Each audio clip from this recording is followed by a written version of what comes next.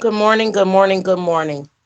This morning I figured I would get back on live and let you guys know that yes, we had a little technical difficulties yesterday with our live stream on Lydia. So I'm here today again on our Facebook, Instagram, and Facebook Live to bring forth Lydia.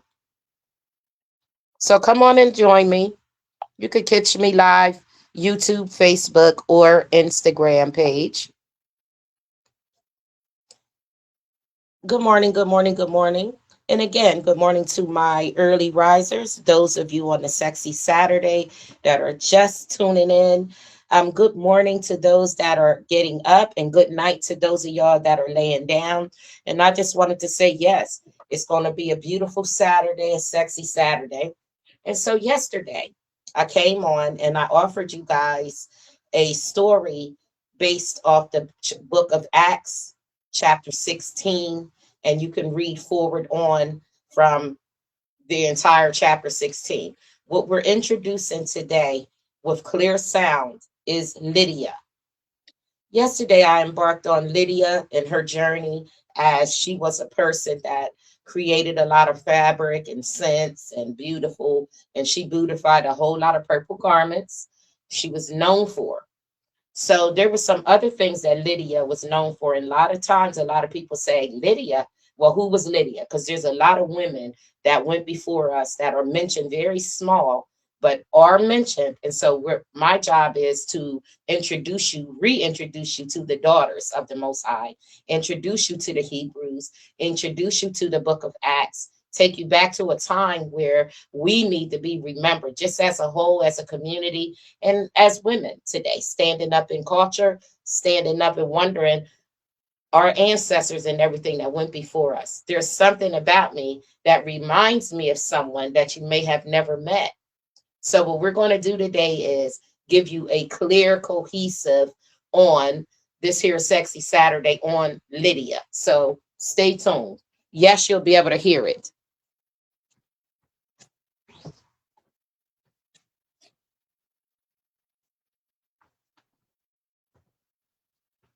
This is the story of Lydia, seller of purple cloth, respected businesswoman, and the first follower of Jesus in all of Europe. But her real story didn't begin with money or fabric. It began the day she opened her heart to something more. Because when you open your heart to God, your whole household can be transformed. The scent of crushed seashells, boiled herbs, and salt water filled the air as Lydia stepped into her dye courtyard.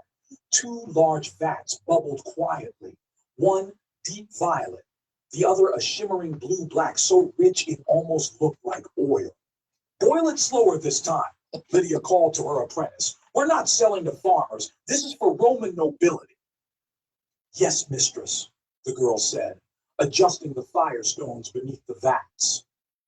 Lydia moved with purpose, weaving between drying racks where silk hung like jeweled flags. Two camels groaned near the shade. A merchant from Athens argued with her steward about weights, and in the corner, a boy with ink-stained fingers tried to forge her seal. She caught him by the wrist. Try that again, she said, and I'll dye your fingers purple for life. The boy bolted. This was Lydia's world, messy, loud, thriving. She didn't run her household like a noble woman lounging on cushions. She ran it like a captain at sea. Everything had value. Everything had order. Everything had a place. Which is why what happened next completely threw her off. Lydia, called her steward, rushing through the doorway. There's a situation at the cloth tables. She sighed. Of course there is. She followed him past bolts of linen and polished dye pots to the far edge of her courtyard, where a foreigner stood stroking a piece of purple cloth between two fingers. He was tall, sharply dressed, with rings on his fingers and the face of someone who thought flattery could buy anything. Stunning, he said. Now, for those of you that are just tuning in, This is an animated version of the story of Lydia. Can be found in the book of Acts, chapter 16. Yesterday we came on, I'm here at the Big Heart Omnic Incorporated, and I shared the story of Lydia, and it has some sound defect in the background of the TV. So what I'm doing today is coming on and giving you a clear, cohesive version of Lydia that you can share with the entire family. So later on this morning, if you guys want to sit the children down and go ahead to Minister Lisa Glenn YouTube, I'll have the link up for you guys to subscribe, like, and share. So the Lydia presentation from yesterday is being formatted in a better version today. And pardon me, yesterday, my apologies for the distortion of the sound. But today's presentation for the Sexy Saturday is brought to you by knowledge, wisdom, and understanding in a clear, cohesive vision in an animated form of Lydia. Lydia, someone mentioned in the book of Acts, only mentioned once in the books. And I just wanted you guys to be in tune with who is Lydia. I'm sure you guys may have heard of her, and some of you may have not. So again, this is a depiction of yesterday, but in a better audio, and I'm hopefully to retain the audience. And there you guys have it. Enjoy your Sexy Saturday. Share it later on when your family wakes up. Those of you that are tuning in now, take a seat and enjoy the presentation. Lydia, Acts chapter 16, verse 11. Truly, you're the best in Macedonia.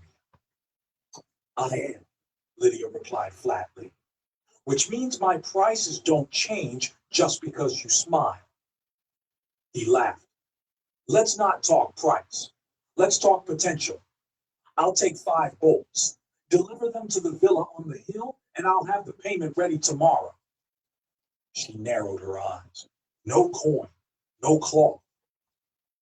But you've worked with others on promise before. Yes, she said. And one of them sent camels instead of payment.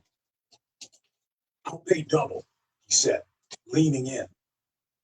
You'll pay now, she replied. The moment stretched. Silence. Then his smile vanished. He dropped the cloth, turned, and walked away without another word. Lydia let out a long breath. People like that want the cloth, but not the cost, she muttered. She returned to her main table, rubbing the dye off her palms with a rough cloth. That's when she noticed them. Across the courtyard near the dye vats stood 3 men she'd never seen before. They weren't merchants, they weren't workers, and they weren't browsing. They were watching her. One of them stepped forward, older, bald, eyes bright like morning fire. You handle business like you've handled a battlefield, he said with a smile. Sometimes there's not much difference, she replied. He held out a hand. Paul of Tarsus. She didn't shake it right away. Are you here to buy? No, he said. I'm here to tell you something worth more than cloth. She tilted her head. Do you always walk into businesses uninvited? Only when God sends us. She laughed. God sent you into my dye shop? Yes, Paul said calmly. Why? Paul glanced at the purple-stained water swirling in the vat behind her. Because he's ready to color your world with something even deeper. Lydia stared at him. Not because of what he said, but because something inside her shifted when he said it. Not her heart, not yet, but a door. A door she didn't realize was there, had just creaked open, the river quiet, the wind still.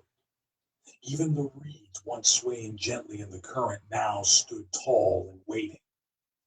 Lydia didn't blink, not as Paul spoke of a man named Jesus, crucified like a criminal, risen like a king.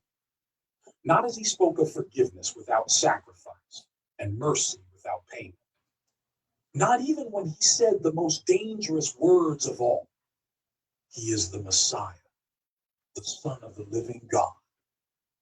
Whispers fluttered through the women like startled birds. Some turned away, shaking their heads. Others stepped back toward the safety of familiarity.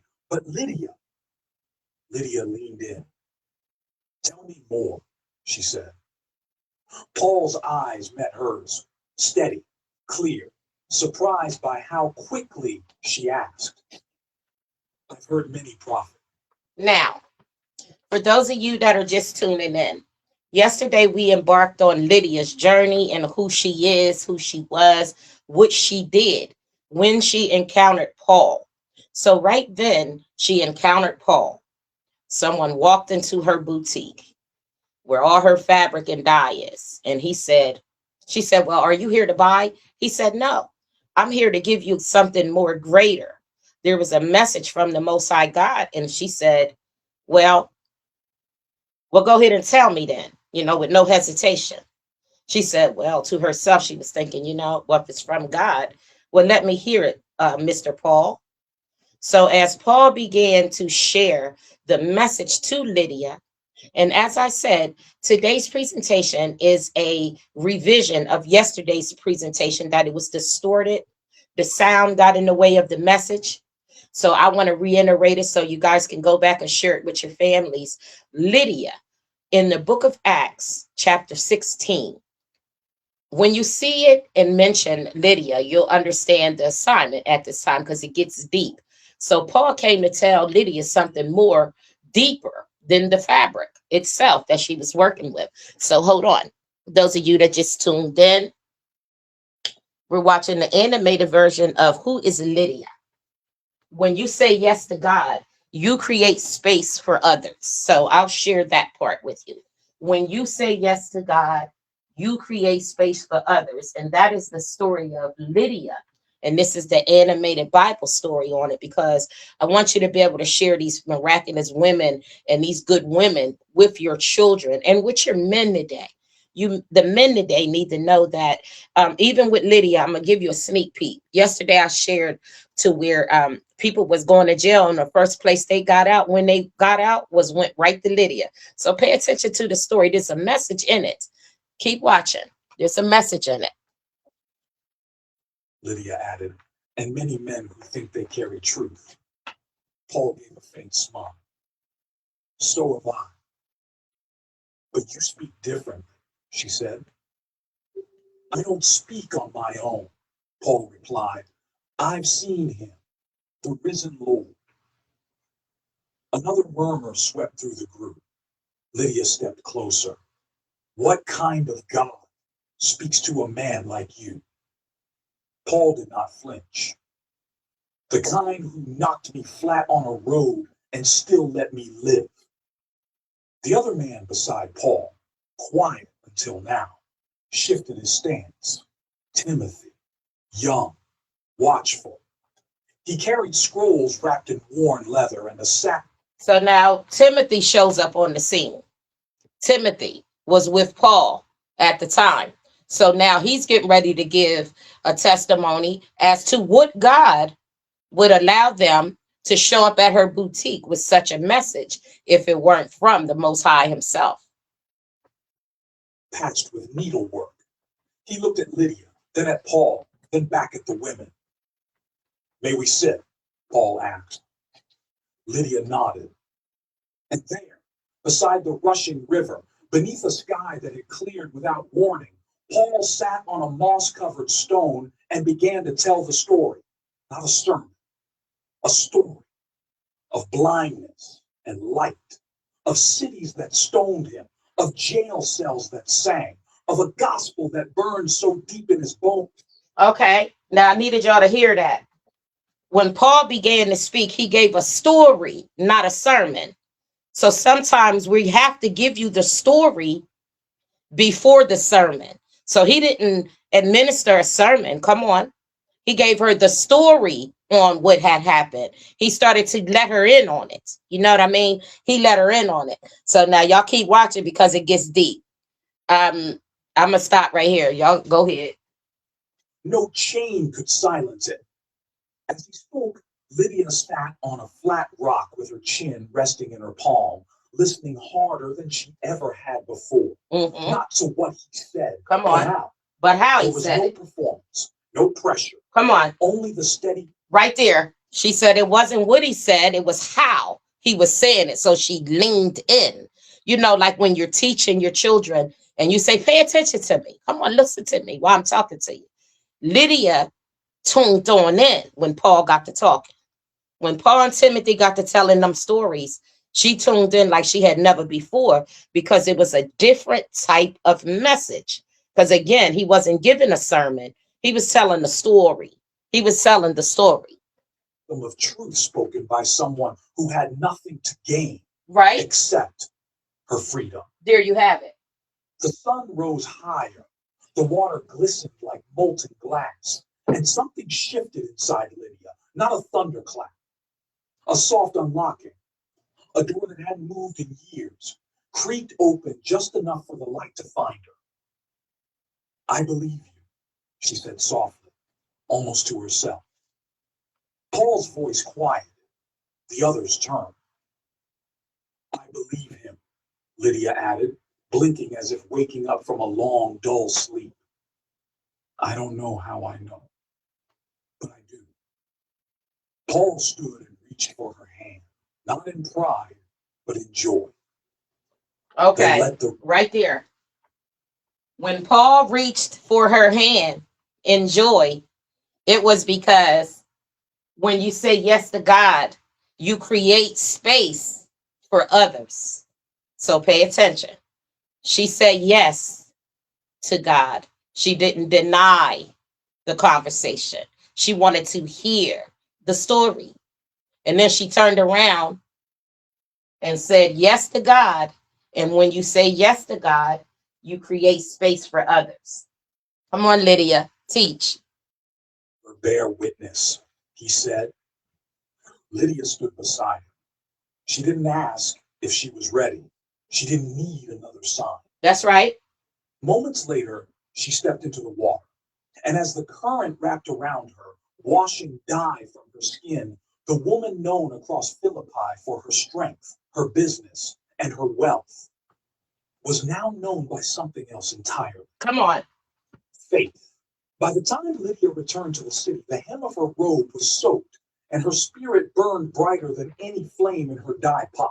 Now, a woman known for her garments, known for her work in the community, turn around and show up and say, I turned over a new leaf.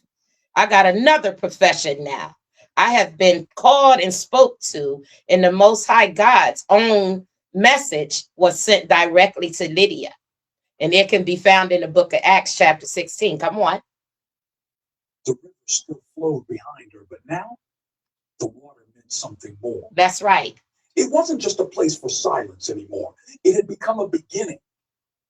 She reached the gate of her stone house in the merchant quarter and turned to the men behind her. Paul, Timothy, Silas. Their sandals were caked with dust, their cloaks worn thin, but their eyes carried peace like it was armor. Come on. You'll come in, she said. That's right. All of you. Come in. Paul hesitated. You heard her. Lydia, we don't want to impose. Uh-huh. You're not, she said. Hold on. You're answering a prayer. I didn't know I prayed. Come on. The guards opened the gate without question. Lydia rarely brought strangers in, especially not men, and especially not without a transaction behind it. That's right. But so this hold on. wasn't a transaction. What happened was she usually doesn't say, come into my home to strangers. But whatever it was, that overwhelming feeling, she said, you know what? Y'all come on in. And I shared yesterday, but I had to take it down because our message in the background was a little distorted. But I'm back on YouTube, Instagram, and Facebook Live this morning so that you can have something on your sexy Saturday to share with your family and to look back on yourself. We're talking about Lydia, someone that was not mentioned, but maybe once in the Bible, in the book of Acts, chapter 16. Look for her honorable mention because she not only was given the abilities to have a business, be a woman of character, in her community. She turned around and said yes to the Most High God. And when you say yes to God, you create space for others. So now we're at the part where Lydia invited the men in to her home, something that she doesn't practice. But we, the people of our community, we have a natural inclination to take people in. We women have taken people from New York, people from Philly. We take people in that we don't even know, sometimes even quicker than we take our own family and peers in. So, as I shared yesterday, and I'm going to keep going today, and I'm going to put the animation back on because it's not for me, it's for you. It's for us. You know, I want you to be able to share with the kids, share with the young people, and let them see who they're investing in. When you invite someone into your home, let it be for a purpose. Now, let's get back to Lydia and what she did. Come on.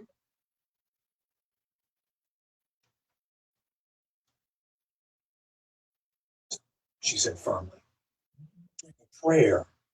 I didn't know I prayed. Wait a minute.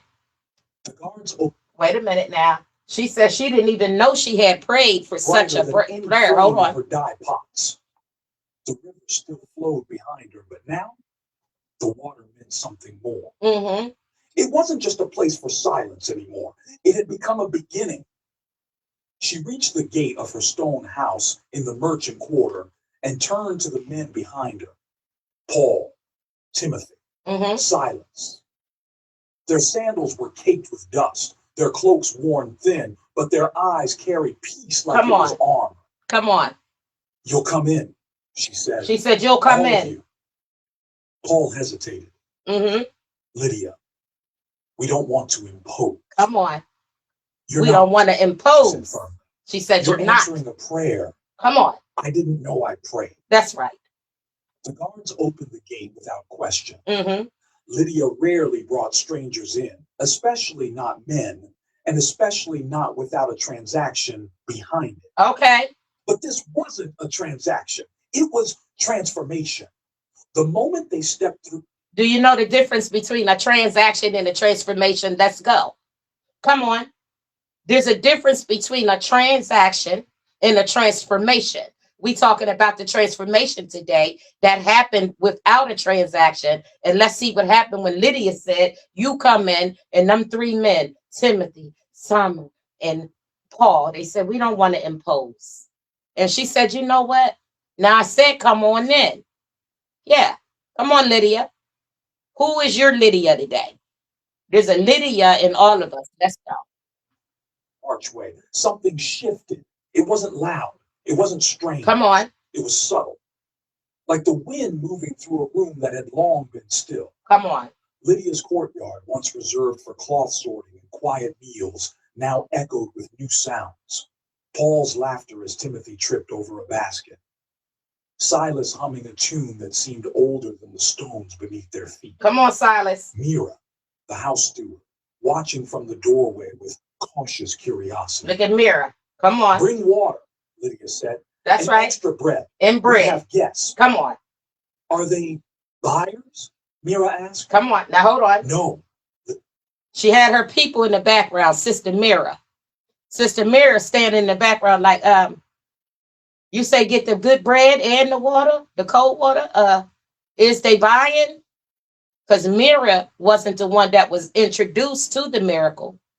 She wasn't the one that didn't know that she didn't pray. She wasn't the one that Paul approached. Yeah, she wasn't the one. So Mira in the background, she's asking, well, is they buying? Because it wasn't no transformation without a transaction. Not for Mira. Now, come on. Replied. They're builders. Builders of what? Lydia smiled. Something I can't dye or stitch. That's right. By sunset, the household was gathered. Not because they were forced, but because something felt different. The rooms seemed brighter, the air lighter. And as Paul sat with them under the woven canopy, he told the story again. This time not on the riverbank, but in a merchant's house lit by lanterns and the scent of rosemary and crushed fig. He spoke of Jesus, the servant king, of Peter and John, of Pentecost, and of a spirit who no longer lived in temples, but in people. Lydia's servants leaned in. Mira forgot her duties. One of the older guards who had once served in Rome crossed his arms and listened with narrowed eyes, but no one left the room, not even when the bread ran out. Okay, Then now wait a Paul said minute. something. They said that even when the bread ran out, the people stayed. So now Lydia began to keep the people that was once paying customers. They are now there in purpose. Come on. Stilled the air. God opened your heart, Lydia, Come on. but he's not done. He looked around the courtyard. He wants your house too. Uh-oh. Lydia looked at her household. The very people who cleaned her floors, guarded her gates, counted her coins, and prepared her dyes. Her family, by life, if not by blood. And suddenly, she understood. This wasn't just about her. Come on. She stood. Mm. Then let this house be his. She didn't know it yet. Ah, but that hold declaration on. would. Now, wait a minute now. Paul turned around and said, now the Most High said he wants your house. And she turned around and she looked and she said, well, so it be.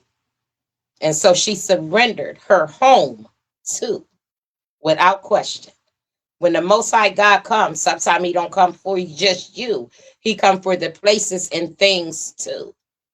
So it's the people, places, and things that Lydia was subjected to. And that's where we're at today. Yesterday, we covered a pretty amount of it. But like I said, we had some distortion. So I'm very patient in my obligation to the Most High. Why not come back on and reiterate the entire story of Lydia?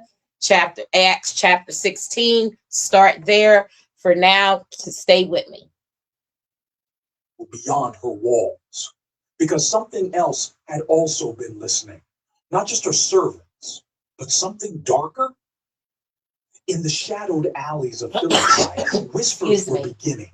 Men who profited from false spirits, priests who feared losing influence, and a girl, young, bound, watching Lydia's gate from the end of the street. The courtyard was busier now, not with customers, but with questions. There we go. Mira had stopped asking for orders. The guards had begun praying with silence. Even the steward, who once rolled his eyes at the mention of prophets, now brought Paul scrolls and wine like he was welcoming a royal.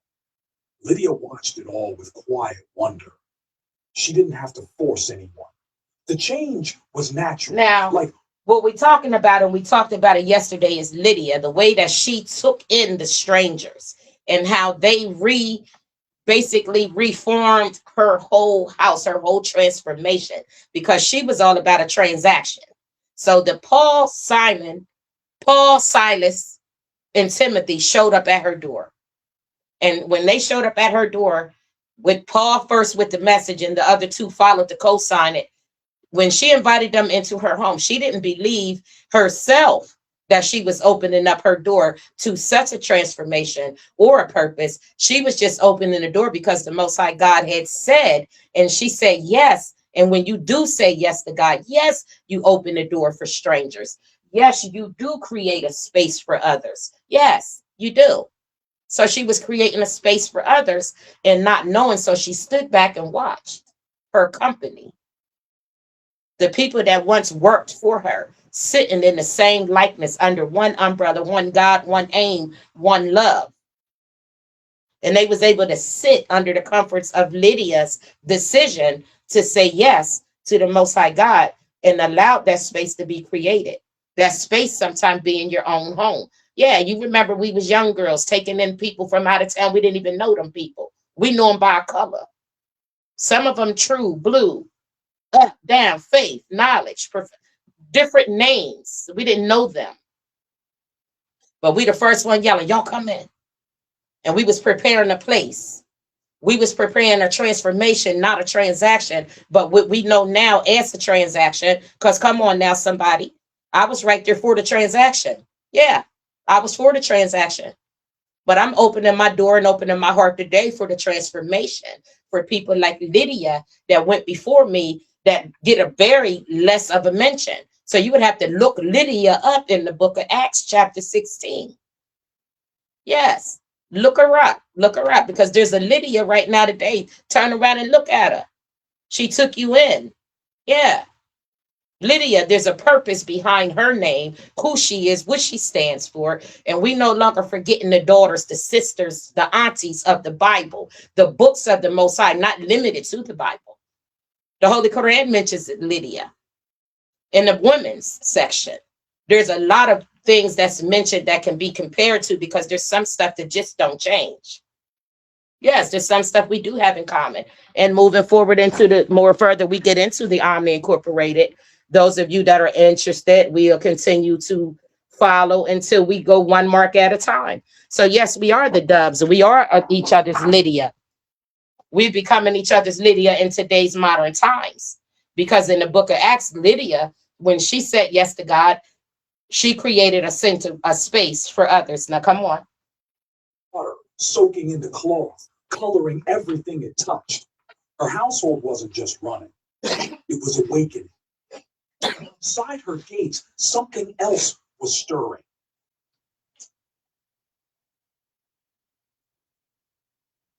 Whispers, tension, curiosity, laced with fear. One morning, Lydia walked to the marketplace to check on a delayed delivery of linen bolts. Mira walked beside her, basket in hand. As they passed the temple of Apollo, a voice rang out behind them, sharp, too loud, almost mocking. These men are servants of the Most High God. They show the way of salvation. Lydia turned. A girl, barefoot, eyes wild, maybe 14, stood near the temple steps, her fingers twitching at her sides. She stared not at Lydia, but past her, at Paul and Silas, who had just turned the corner. Paul's face changed immediately, not with fear, with grief. The girl shouted again, her voice pitched strangely. They serve the Most High God. They show the way, the way, the way. People turned to look. Some laughed. Some crossed themselves. Paul stepped forward, his expression still calm. Now hold on. In today's modern times, we're dealing with what they call get y'all children. Now imagine this. Imagine this little 14-year-old little girl they done mentioned. She comes showing up to Lydia's place. She looked right on past Lydia on to Silas and Paul, and I'm standing there. And Paul and I'm looking with oh God, not her.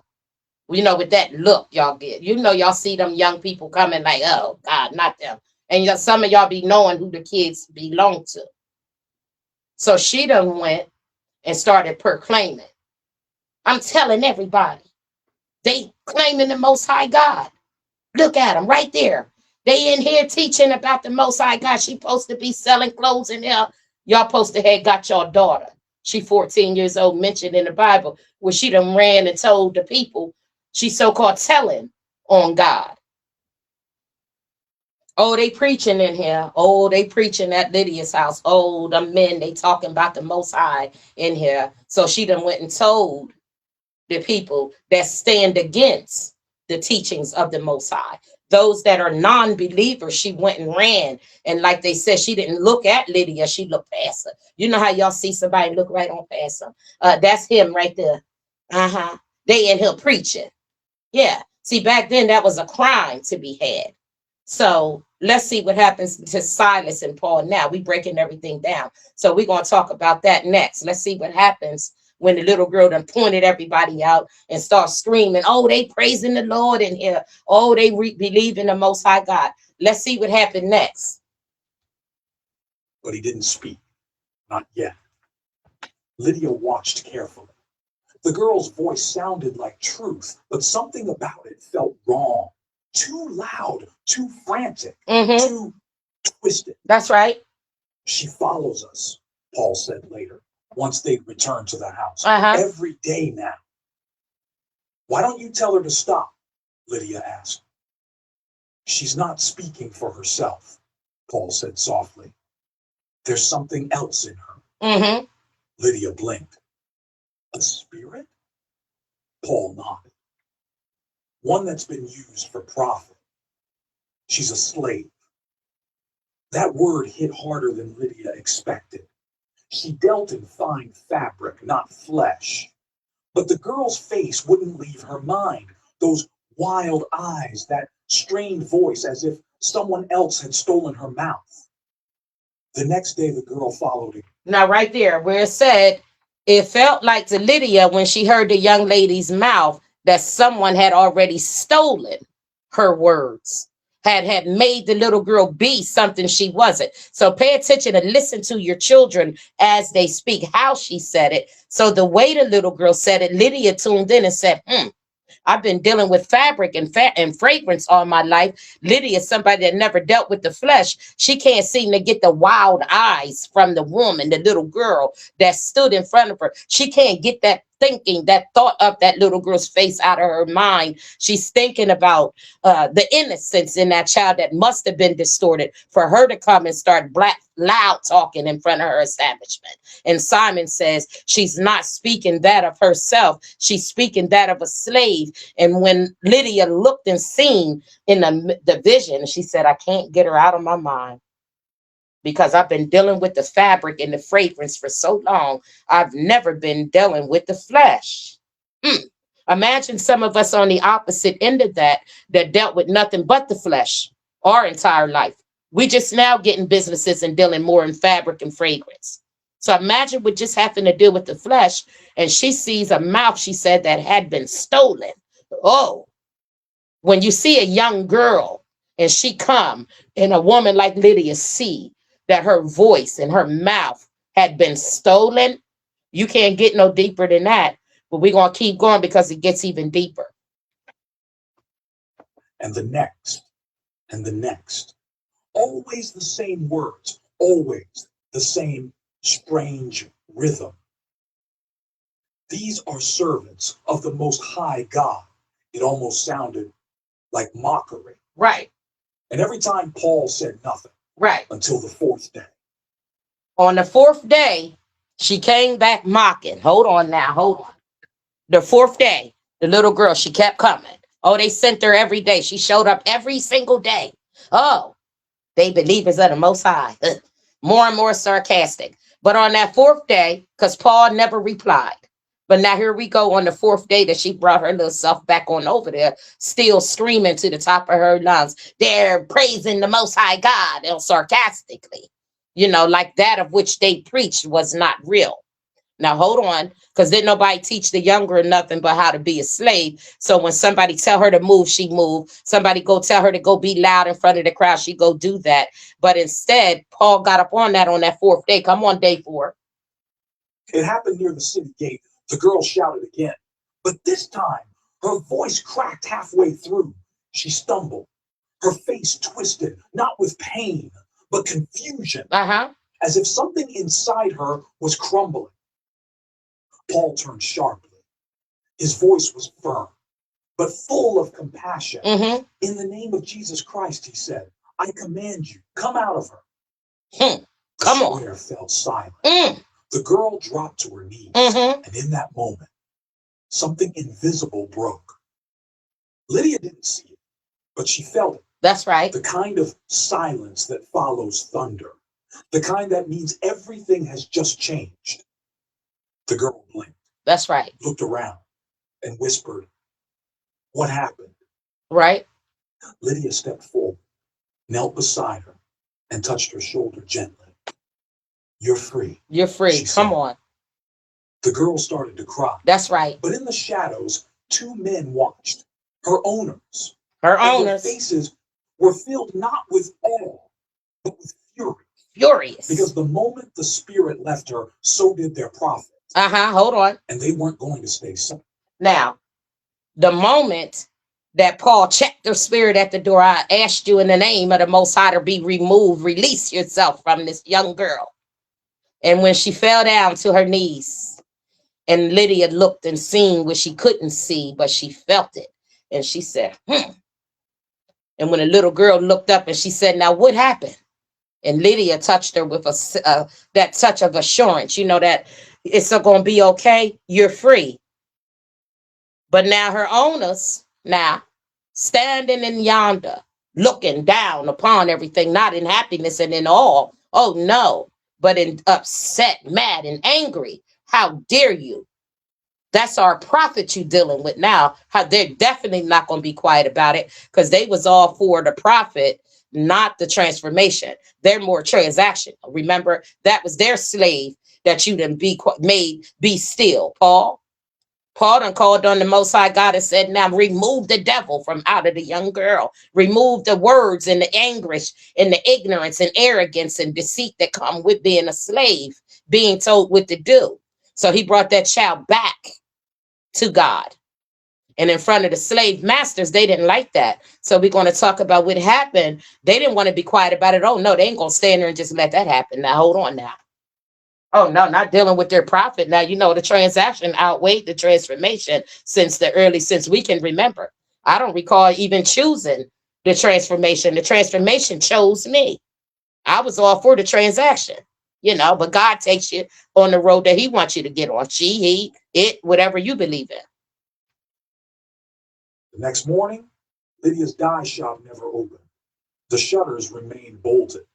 The servants whispered in the hallways, and Lydia herself stood frozen near the outer gate, basket of cloth still in hand, her thoughts tangled like unraveled thread.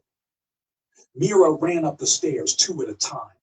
They've taken them, she gasped. Paul and Silas. Lydia spun. Taken? Come on. They were preaching by the baths, Mira said breathlessly.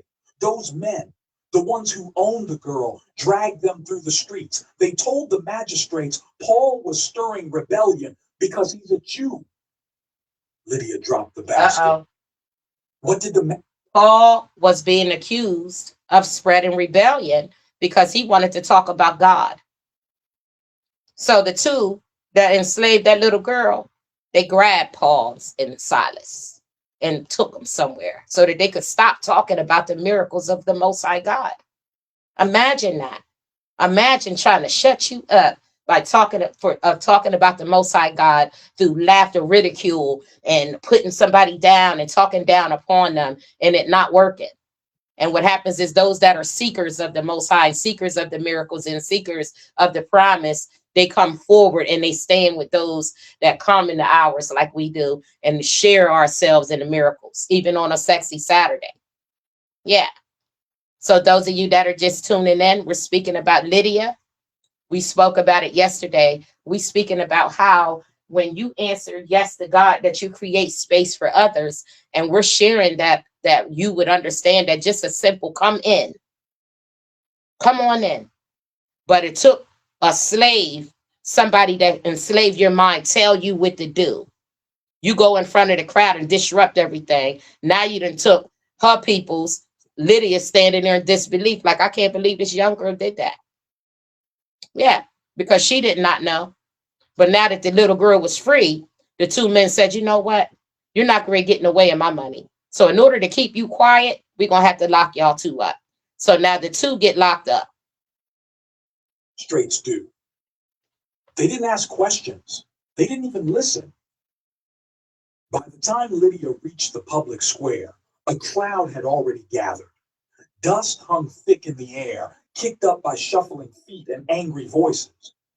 In the center of it all, Paul and Silas stood shirtless and bloodied, backs raw from beatings, wrists bound in rope. Took them and beat them. They are teaching things unlawful for Romans, a merchant cried. Outsiders, poisoning our streets, shouted another. Lydia pushed her way forward, heart pounding. That's not true. A guard stepped in front of her, spear lowered. Go home, woman. I know them, Lydia said. They've harmed no one. Go, the guard growled. She backed away slowly, jaw tight. This city. The city that had bought her cloth and filled her home with coin. That's right. The city didn't want truth. Her customers. It wanted silence. Her customers wanted silence. By dusk, Paul and Silas were locked in the deepest part of the prison, their feet clamped in stocks, their wounds untreated. And Lydia sat at the edge of her courtyard fountain, staring at the rippling water. Her household was silent. Mira finally asked, "Should we hide?" Lydia shook her head. "No," she said. "We keep the lamps burning. We keep the doors open." "But what if they come for you?" "Then let them find light." Let's Lydia go. said softly. Let's go. Let's go. She rose to her feet. Let's go. And walked to the storage room. There, behind the racks of unused linen and sealed jars of dye, she found what she was looking for: a clean cloth, software, strong. She soaked it in oil, then wrapped it in a sealed pouch. "Where are you going?" Mira asked. "To the jail." That's Lydia right. said. Come on. "With balm. You'll be seen." "I hope I'm seen." Come on. Wait a minute. Night, as the she said she found a clean cloth and she wrapped it in something. And she said, "I'm going to the jail." You know how we do it. We go and ride with y'all. We come to the jail. We write letters. We wait. Now, come on. She stood by her two friends, and now she's going to the prison. Let's see what happens when she get there, because her sister said, "Now, you know they're going to see you." She said, "And let them see me, because when they see me, let them see light," she said. Now, come on, Lydia. Come on, Lydia. Something so powerful mentioned one time in the book of Acts, chapter 16. Imagine being put so deep into the works and miracles of the Most High God and just be mentioned maybe once. It just goes to show that it takes no titles and no rhythm, no rhyme to be discouraged, be encouraging to the Most High, be an encouragement to your community. Open the door. She said, "Leave the doors open." She said, "Leave them unlocked." And they said, "And if they come for me," Lydia said, "then let them see light when they come." Philippi went quiet. Lydia walked toward the prison with steady steps, unarmed, marching, afraid, unarmed, and carrying more than ointment. Come on. She carried her allegiance.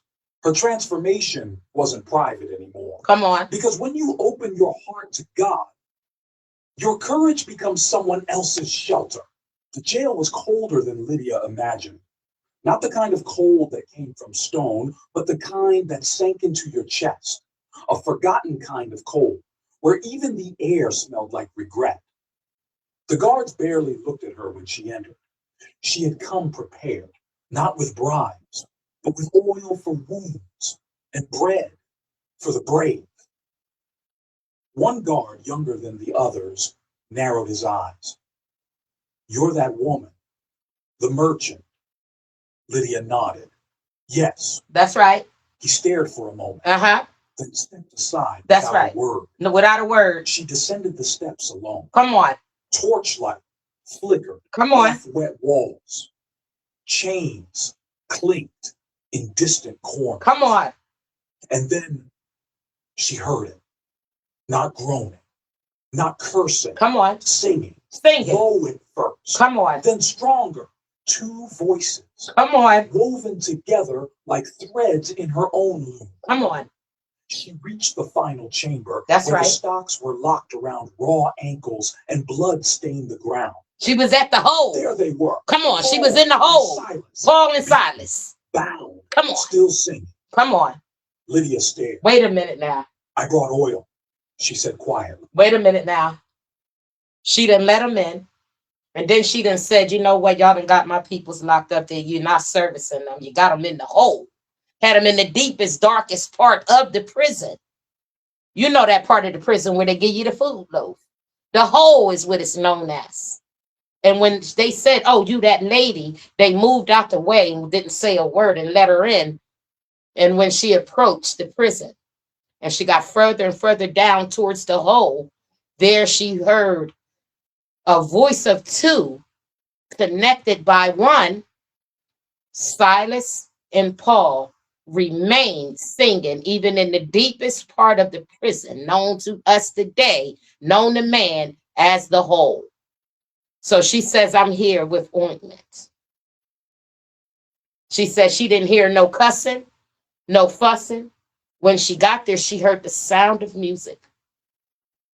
Now imagine being stripped, beaten, thrown in prison, untreated, uncared for, and still praising your God, still calling out to the Most High, past the people, past the prison, past the guards, the people that beat you and took you there, the ones that threw you away. Here she came with bread for the brave, bandages and ointment for those that was untreated in that prison. Here comes Lydia, Acts chapter 16. Come on, Lydia. And I asked yesterday when I gave it, the sound in the background didn't allow us to go forward. But today I'm giving you an animated version with a clear sound and a clear message that listen. Who is Lydia in your life today? You can manifest Lydia in your life today. How many people have you let in? They went to prison and they went to jail from your house and returned, even though they went to jail from your house. They went to jail from that woman's house. She left her doors open and went on to the jail and said, well, let them in then, because I'm tired of them. She said, well, if they're going to come and they're going to see me, then let them see me then.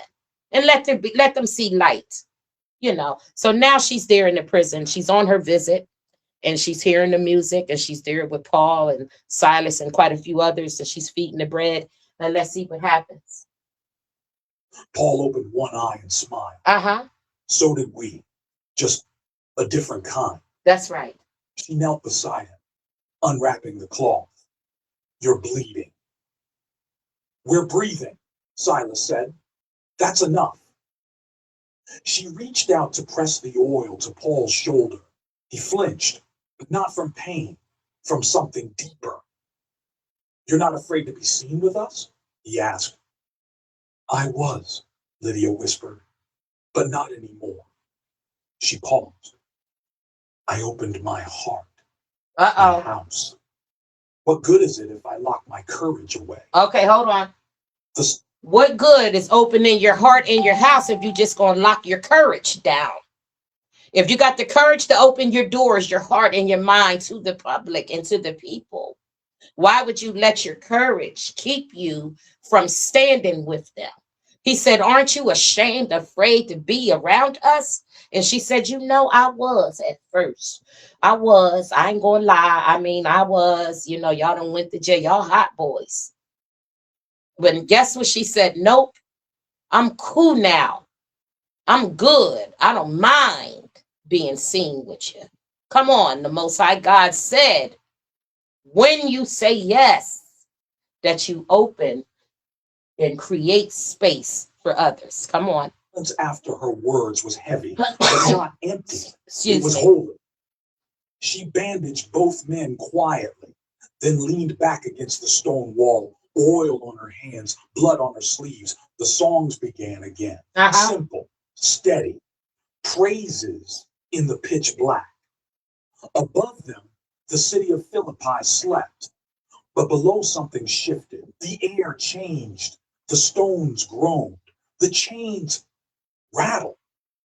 Then, without warning, the earth shook. The ground rolled beneath them like a crashing wave. Dust exploded from the ceiling. Shackles snapped. Doors slammed open one by one. Come on. Iron hinges screeching like thunder. What? Lydia gripped the wall. An earthquake? Paul looked around, calm, amazed. Come on. No, he whispered. A deliverance. Come on, deliverance. Guards screamed. Prisoners cried out. The young jailer burst into the corridor with a drawn sword, panic in his eyes. They're gone, he shouted. They've escaped. But Paul's voice rang out like a bell. We're here. Do not harm yourself. The jailer froze, lowered the blade, turned slowly, and fell to his knees. Who are you? He asked, breathless. What kind of men sing the walls open? Paul stepped forward, chains now broken on the floor. Servants of the living God. The jailer looked up. What must I do to be saved? Come on. Lydia's hand flew to her mouth. Uh-huh. Because she had seen transformation before. Come on. But now, right here, another household was about to change. Come on. The courtyard lamps were still lit when Lydia returned home, this time with more than oil and bandages. She walked through the gates with Paul and Silas at her side, and trailing behind them, still wide-eyed and speechless, was the city jailer and his wife and two sleepy children. And no one said a word at first. Mira rushed out from the kitchen, blinking in surprise. You're back. Wait, is that the jailer? Lydia nodded. He's clean now, she said, inside and out. That's right. The children stared at Silas's bruised face. The jailer's wife looked down at her hands, unsure whether to thank Lydia or apologize. Right. Sit, Lydia said gently. Have a seat. You're not intruding. Come on. You're home. Come on. Bread was brought. Let's go. Wine was poured. Come on. And for the first time, a time two households, one merchant, come on, one military, come on, shared a table not built by politics come or purchases, come on, but by mercy. Paul. Not by politics and purchase, but by mercy. Come on. Come on to the table. Come on. Ilsor raised his cup. Let me tell you what happened before the quake. The jailer did. Even Mira stopped pouring the wine. Come on. And so Paul told it again. Of Jesus, of grace, come on, of the cross, the empty tomb, the spirit that gave strength in chains and songs in darkness. He spoke simply. No pressure, no parade, just truth. And by the end of it, the jailer's wife wiped tears from her cheek with the corner of her shawl. I never thought faith could sound like this. Come on, she whispered. It didn't, Lydia said. Not until it found my door. Come on. The jailer stood. So what happens now? You believe, Paul said. Come on. And you follow. You believe. The man looked and at you his follow. Children, come on. Then his wife. Mm-hmm. Then we believe. There was no river that night. That's right. But there was water, drawn in clay jars from Lydia's own well. Come on. And under the stars of her courtyard, come on, another Lydia. baptism began. Come on, Lydia. She wrapped the little girl in one of her softest linens, placed a hand on the jailer's shoulder as he knelt in prayer. Come on. And realized this wasn't just her house anymore. Come on, it Lydia. was God's. Come on, God's house. One woman's open heart. One household transformed. Come on. And now another. The dye vat steamed quietly in the morning light, but Lydia could feel it in the air. Something had shifted. Again. This time, not in her home. Come on. But in the city. The first clue came in whispers. Not just her home, the city. The first clue came in whisper. Pay attention. Pay attention. It took one time for that woman to open up her home and say yes to the Most High God. And when she said yes, she created space for others. Come on now. Come on now. She said yes to God and created space for others. And then she walked into the prison without no politician and products and purchase. She showed up with purpose. Come on. And not only did she shift her house, she shifted the city. And the city itself did a about face. The city became generous with worshiping the Most High. They stopped locking people up because they love the Lord. They start encouraging people to dwell in their homes and invite the people in. Lydia not only invited y'all in to her home, she invited the city, the state, the community into her heart. And then she opened their heart and opened up a whole nother home called community. Now, come on, pay attention.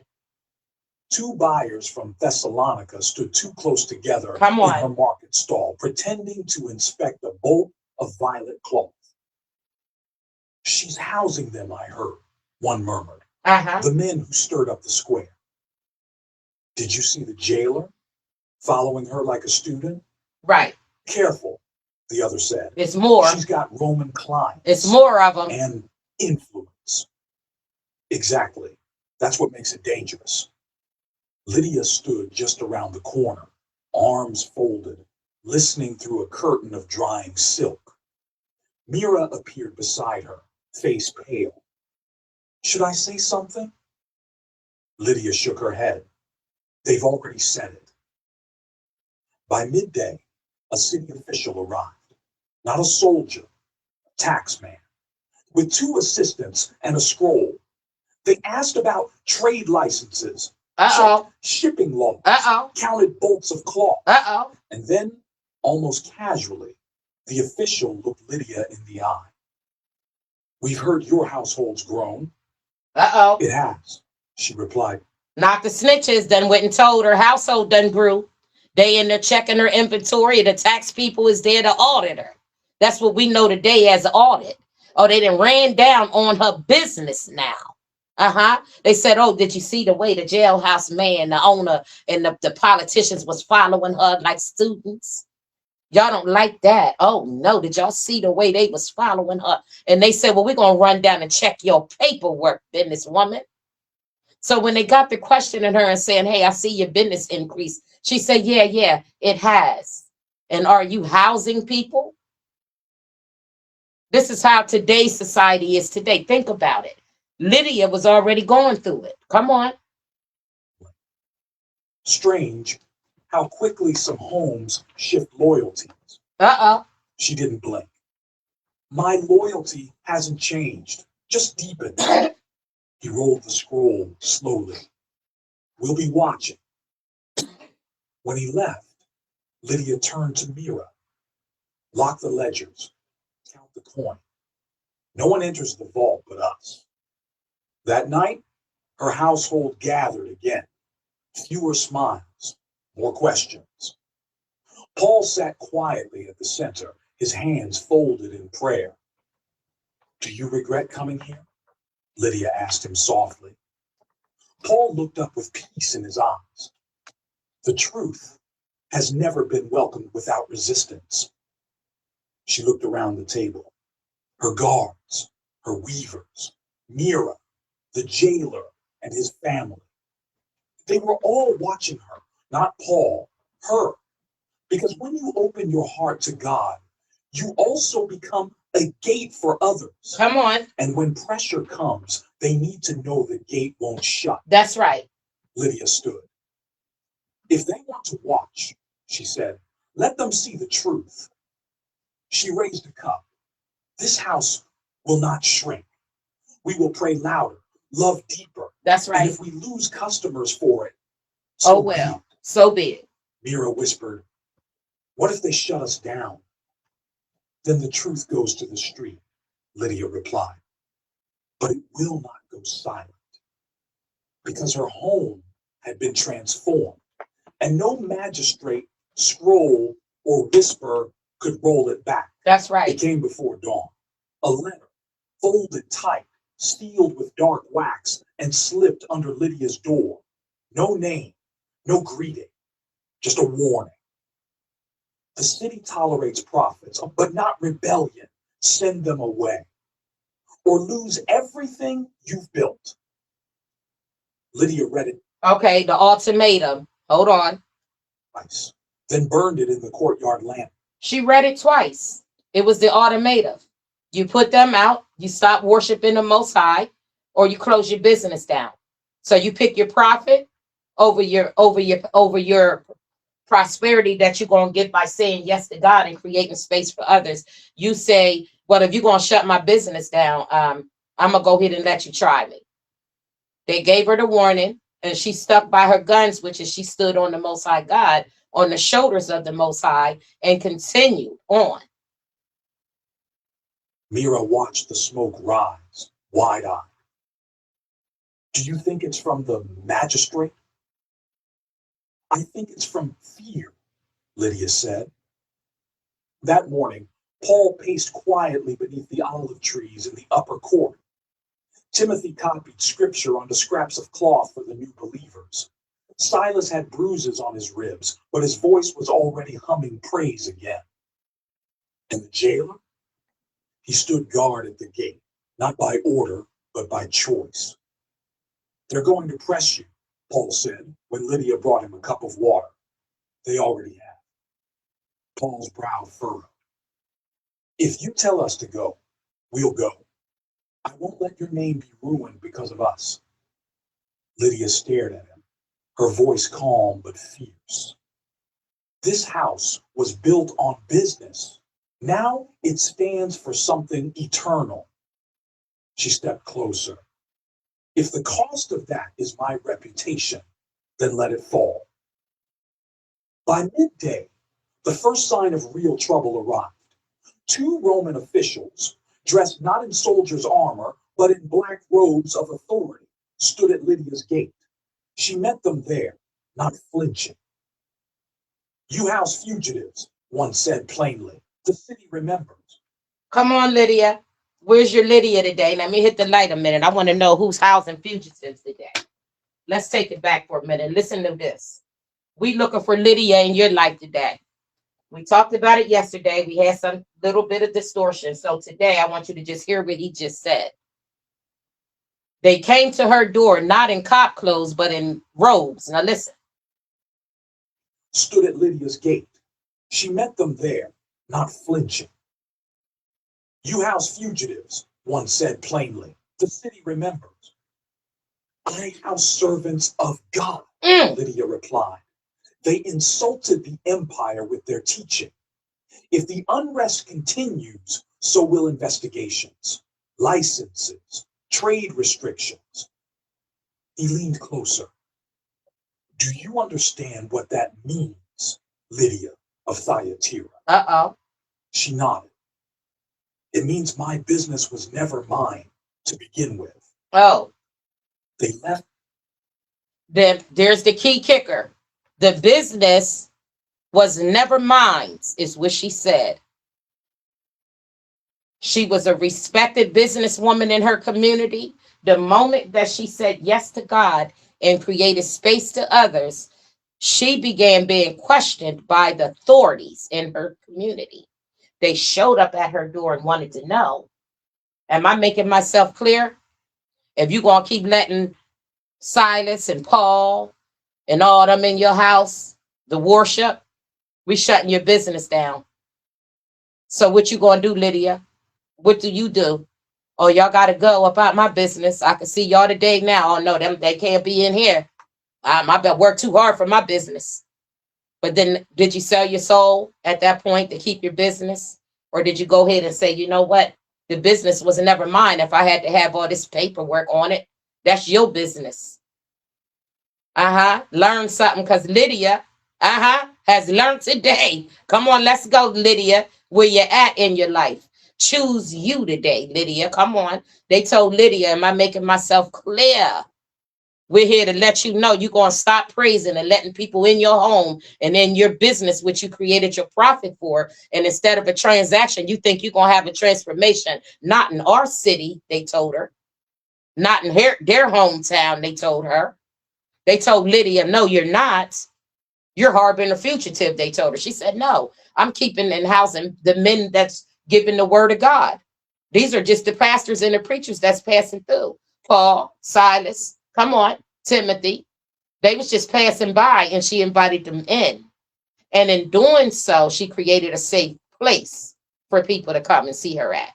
So yeah, you guys can catch me on Instagram, Facebook, and YouTube. I'm going to finish concluding our animated version of Lydia. Again, those that are just tuning in, Lydia was shown yesterday. It has some distortion. I took it down. Today's version is a more animated for your entire family. And I hope you're getting a full understanding on who Lydia was, what she stood for, and how she conducted business. So she went beyond transactions. She went through transformation. Let's go. Without further threat. But Mira was shaking. They're not just watching anymore. I know, Lydia said. That's why I've decided. Decided what? Lydia took a deep breath. Tonight, I'll meet with the elders of the merchant guild myself before they summon me, before rumors poison what's true. And so that night, with only 2 guards accompanying her, Lydia walked into the stone hall beneath the city walls. Come on, City the place Hall. where deals were made Mm-hmm. and names were built. That's right. 13 men sat in a circle, all wealthy, all wary. Most had worn her fabrics, all knew her name. Lydia, the lead merchant said, your house has become complicated. It's become honest, she answered. Is it true, another asked, that you let prisoners sleep under your roof? Uh-oh. Yes. And you let them speak freely in your court? Now, how many of us have taken prisoners freely into our home? Family members, acquaintances, our significant others, husbands, wives. We've taken prisoners in. Come on, we let them use our address. We've paroled. We've helped. Come on, Lydia. There's a Lydia today standing still. Come on, let's talk about it. I do. Then you understand what's at stake. That's right. Your contracts, your name, your contracts, your title, your titles. I understand. She said, I know. Said, standing taller, that my household is now ruled by something more eternal than titles. Come on. A silence fell. Uh-oh. Long. Come on. And heavy. Until the lead merchant sighed, then said quietly, then you'll make no deals. Only one, Lydia replied, that the truth is not for sale. Come on. And with that, she turned and walked out, unshaken. Wait a minute. She turned around and said, the truth is not for sale. So they already threatened to shut her business down. And they've already worn the best of her garments, and most of them bought her stuff from her. So that she's very well known to these 13 individuals down underneath the city tent where the city hall is known as here. She walked out of the door and said, the truth is free. Uh-oh. Come on. Unbent. Unbent. Because when you open your heart to God, come on, you stop fearing what you might lose. That's right. And start protecting what can never be taken. The sound came at dusk, not the clatter of carts or the hum of buyers, but the sharp, rhythmic strike of boots on stone, guards, 6 of them. And they weren't knocking, they were entering. Come on. Lydia was in the inner courtyard arranging supplies for a gathering that evening. Mira came running out of breath. They're here, she said. They're here. With scrolls and weapons. Lydia didn't panic. She didn't run. That's right. She smoothed her tunic and stepped into the light. That's right. The lead guard unrolled a document and read it aloud. Come on. By order of the city council. By the order of the city council. Of Thyatira is hereby detained for questioning in relation to civic unrest, unauthorized assemblies, and housing fugitives of Roman arrest. Paul stepped forward, but Lydia raised a hand. No, she said quietly. Let me go. Mira's voice cracked. They'll try to shame you. They can try, Lydia said, already lifting her chin. That's right. But they can't change the truth. Come on. As she walked through her own gate, now flanked by guards, citizens peered from behind curtains and alleys. Some whispered, others just stared. But I'm going to take it backward. You can hear them say the city council and everything else took her business from underneath of her, which was that paperwork. Hold on.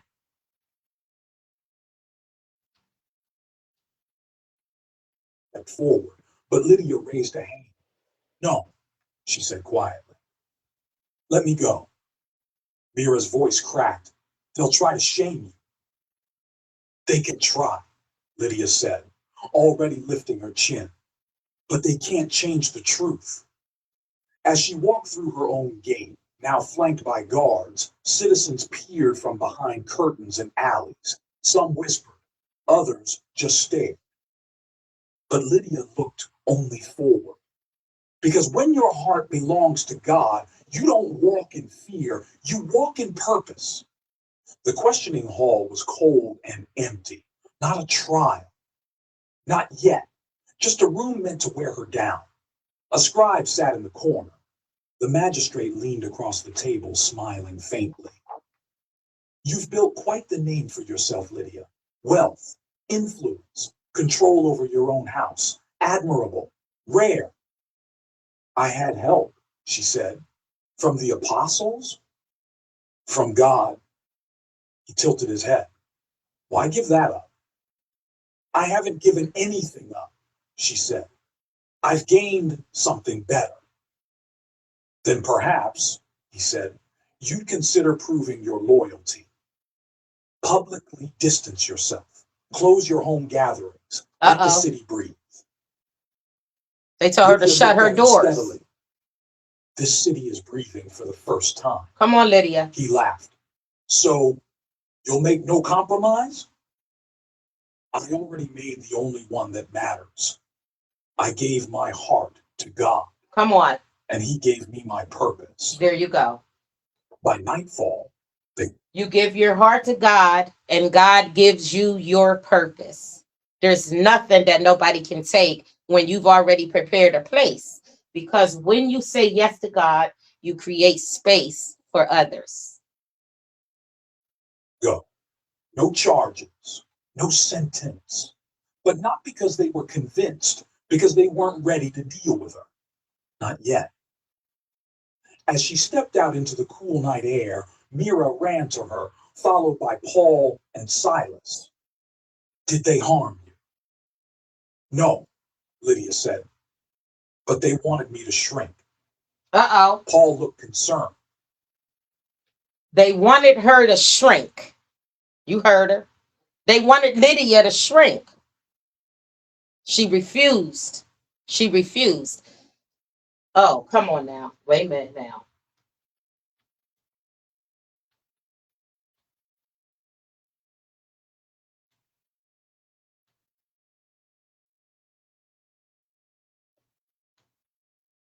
A silence fell, long and heavy, until the lead merchant sighed, then said quietly, then you'll make no deals. Only one, Lydia replied, that the truth is not for sale. And with that, she turned and walked out, unshaken.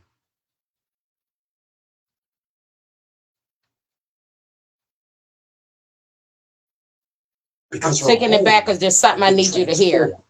And no magistrate, scroll, or whisper could roll it back. It came before dawn.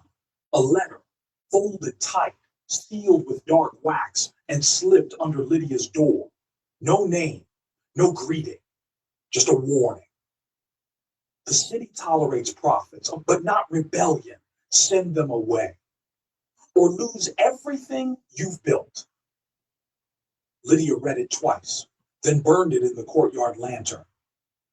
Mira watched the smoke rise, wide-eyed. Do you think it's from the magistrate? I think it's from fear, Lydia said.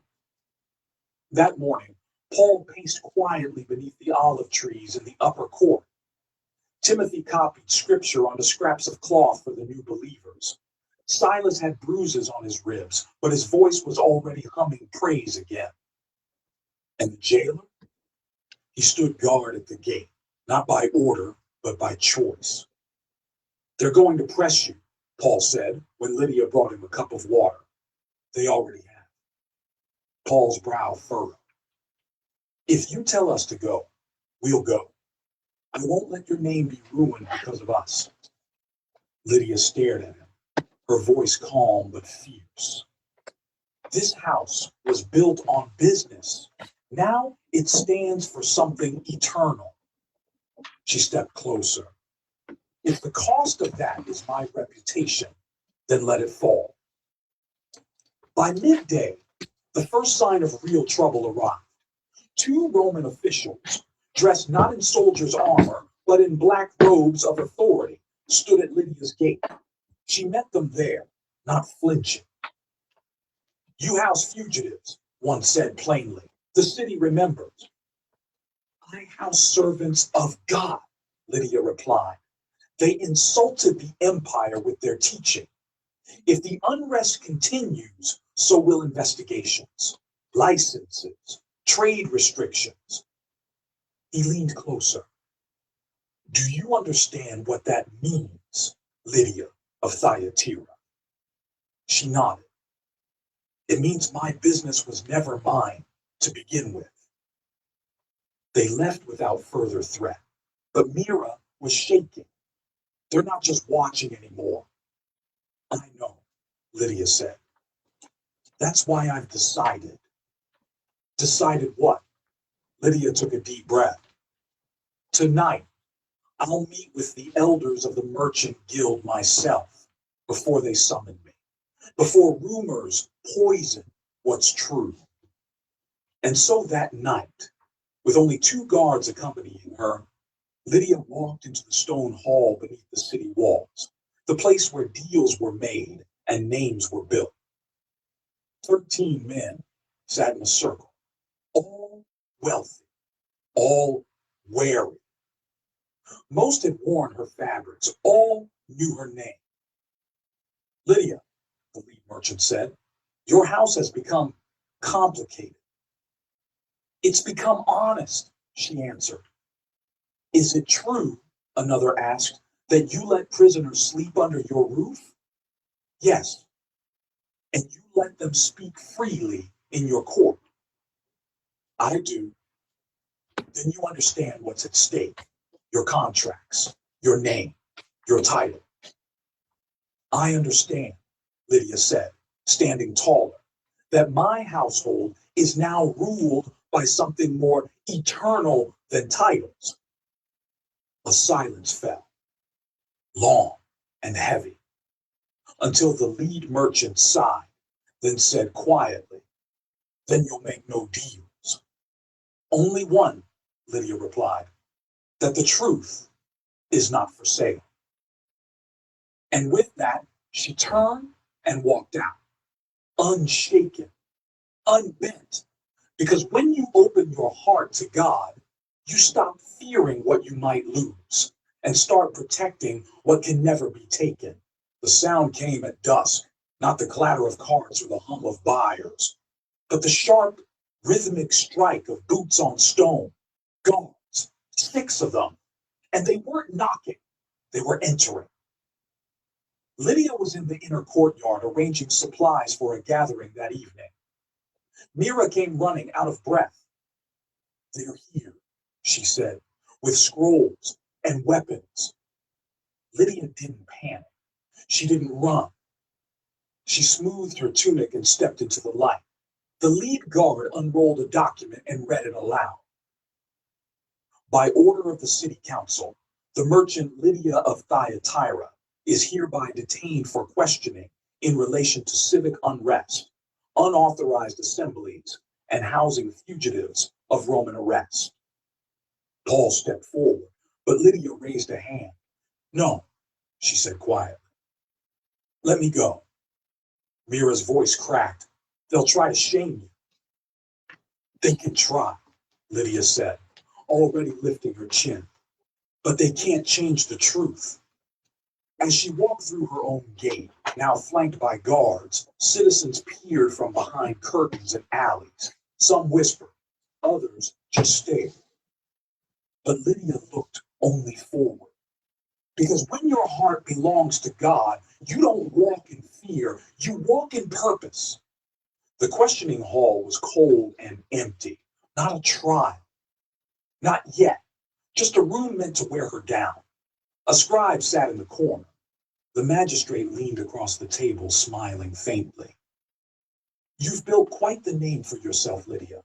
Wealth, influence, control over your own house. Admirable, rare." "I had help," she said. "From the apostles?" "From God." He tilted his head. "Why give that up?" "I haven't given anything up," she said. "I've gained something better." "Then perhaps," he said, "you'd consider proving your loyalty." Publicly distance yourself. Close your home gatherings. Let the city breathe. Lydia looked at him steadily. This city is breathing for the first time. He laughed. So, you'll make no compromise? I already made the only one that matters. I gave my heart to God, and He gave me my purpose. By nightfall, they let her go. No charges, no sentence. But not because they were convinced, because they weren't ready to deal with her. Not yet. As she stepped out into the cool night air, Mira ran to her, followed by Paul and Silas. Did they harm you? No, Lydia said, but they wanted me to shrink. Paul looked concerned. They'll try again. Lydia nodded. They can try anything they want, she said, but the door is still open. The lamps are still lit. And this house still belongs to the one who transformed it. And even as soldiers faded into the shadows, so did fear, because Lydia had chosen her side. The following evening, the courtyard glowed. Lanterns flickered across every stone wall.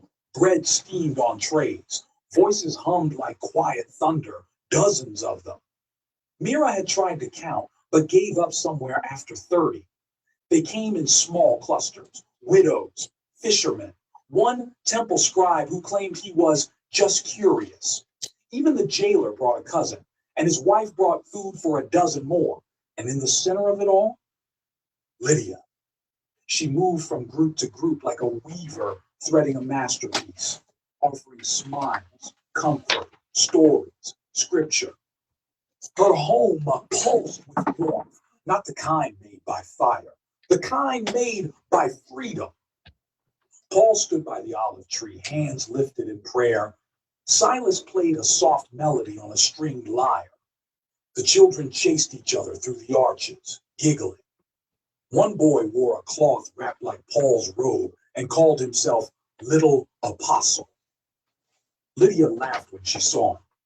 Even joy had come home again. But the moment wasn't just celebration. It was resistance, holy resistance to fear, to silence, to shame. Because Lydia hadn't just opened her heart. She'd opened a spiritual doorway in the heart of Philippi. As the sky turned indigo, Paul began to teach again, not from a scroll this time, but from experience. He pointed to people gathered in the courtyard. You've heard of Jesus in the synagogue, maybe, or in whispers, but now you've seen him here, in a freed girl, in a jailer's tears, in a woman who once traded purple cloth, but now gives out her table like it's bread for the world. Lydia's eyes burned at that. She didn't move, didn't nod, just absorbed it because it was true. She had always been a woman of means, but now she was a woman of mission. After the teaching, one older man stood. His robe was faded, but his voice was strong. I spent years chasing power, he said, and now I've seen it. Right here, not in coins, but in courage. Another woman added, I only came to listen, but I found a home. And slowly, one by one, they began to pray. Some with words, some with tears, some with silence. And as the night grew late, Lydia stood near the gate, watching the lamps flicker across the courtyard stones. She saw her old world, business, pride, reputation, slipping into the background, and something better rising in its place. A household transformed, a city awakened, pride, reputation slipping into the background, and something better rising in its place. A household transformed, a city awakened.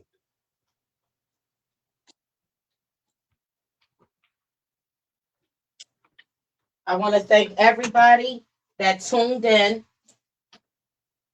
And I would just like for you guys to be able to reference Acts chapter 16, verse 11. Lydia becomes a follower of the Lord. We sailed straight from Troas to Samothrace, and the next day we arrived at Neapolis. From there, we went to Philippi, which is a Roman colony in the first district of Macedonia. We spent several days there. Then on the Sabbath day, we went outside the city gate to a place by the river where we thought there would be a Jewish meeting place for prayer. We sat down and we talked with the women who came. One of them was Lydia. Lydia, who was from the city of Thyatira and sewed expensive purple cloth. She was a worshiper of the Lord God, the Most High, and he made her willing to accept what Paul was saying. Then, after she and her family were baptized, she kept on begging us, if you think that I really do have faith in the Lord, the Most High God Himself, come stay in my home. Finally, we, as in Paul, accepted her offer and her invitation and went into her home. That is today's story on Lydia. It can be found in the book of Acts, chapter 16, verse 11. Lydia becomes a follower of the Lord. You guys have a very blessed day. I look forward to seeing you later on for the rest of the Sexy Saturday. Take time and go back and look into Lydia. Yes, we did go over it yesterday, but those of you that are tuning in today, yes, I took it down and erased it. It talked about a lot, but we had a lot of muffle in the background. So today we're on clarity. I can be seen on Instagram, Facebook Live, and YouTube, as well as TikTok. But with TikTok, I'm using that as my store platform. So I won't be going live on there. So I look forward to you guys staying with me. And as my congregation grows right here online, I want you to know that it makes me feel very, very excited about keeping on going and staying in my mission and keeping going everything that I've already started and those things that are yet to come. And so with that being said, I am going to end the live and hope that you guys can go back and take a look at the animated version of Lydia and who she was, what she done for us, and who your Lydia is today in your life. So with that being said, thank you guys so, so much. Again, that is Acts chapter 16, verse 11.